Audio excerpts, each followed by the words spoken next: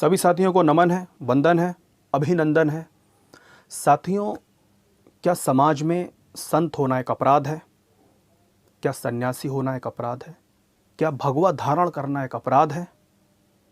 मैं आपको बता दूं, जब एक सन्यासी सन्यास लेता है तो वह मात्र भगवा नहीं पहनता है, वह अपने परिवार को, वह अपने जन्म देने वाले माता पिता को छोड़ देता है। किसके लिए? इस विश्व के लिए, इस देश के लिए, मानव जाति के उत्थान के लिए। वसुधैव कुटुंबकम का पालन करना ही सन्यासी का एकमात्र ध्येय हो जाता है। और सन्यास कोई आसान नहीं है। इसलिए भगवा अर्थात जब सूर्य उदय होता है तो वह भगवे रंग में होता है, जब चंद्र पूर्ण होता है तब वह भगवे रंग में होता है, जब यज्ञ की दीप प्रज्वलित होती है तो वह भगवे रंग में होती है। भगवा ऊर्जा का प्रतीक है। भगवा सत्य सनातन संस्कृति की ध्वजा है। जब कोई सन्यासी, इसीलिए मैंने कहा, वो भगवा धारण करता है तो वह अपनी सामर्थ्य के अनुसार, अपने शरीर के सामर्थ्य के अनुसार, वह अपने ज्ञान के अनुसार इस विश्व को अपना सब कुछ देना चाहता है। और ऐसा हुआ भी है, चाहे वह स्वामी दयानंद सरस्वती हों, जिन्होंने शहीद चंद्रशेखर आज़ाद, भगत सिंह, अशफाक उल्लाह खान, ठाकुर रोशन सिंह, राम प्रसाद बिस्मिल जैसे क्रांतिकारी दिए, और आज भी इस पृथ्वी पर संत हैं। इसीलिए भारत विश्व गुरु बनने की कगार पर है।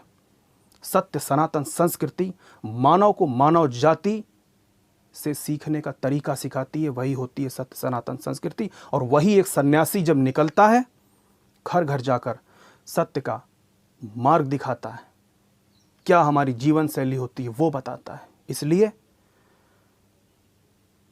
छत्रपति शिवाजी की भूमि पर संतों के साथ जो बड़ी नृशंस हत्या कुछ राक्षसों द्वारा की गई है, उसका मैं बड़ी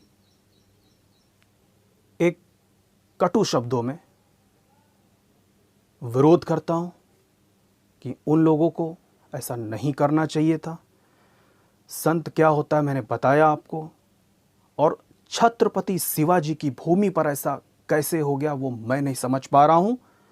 इसलिए स्थानीय सरकार को, माननीय बाला साहब ठाकरे, हिंदू हृदय सम्राट जी को एक पल के लिए अनुसरण करना चाहिए और उनकी दृष्टि से इन राक्षसों को सजा देनी चाहिए। क्योंकि भारतवर्ष में ऐसा वातावरण बनना जरूरी हो गया है जहां दंडनीयों को दंड मिले और वंदनीयों की वंदना हो।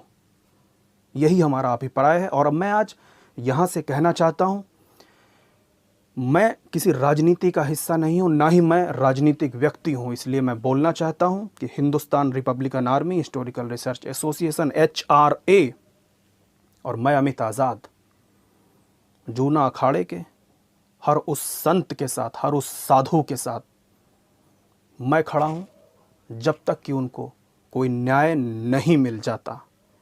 ये HRA की और स्वयं मेरी अमित आज़ाद की एक कटिबद्ध प्रतिज्ञा है जिसका कोई विकल्प नहीं है।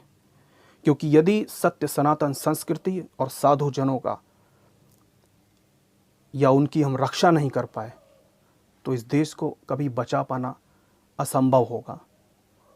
जैसा कि योगेश्वर जी ने भी कहा है कि परित्राणाय साधूनाम विनाशाय च दुष्कृताम धर्म संस्थापनार्थाय संभवामि युगे युगे।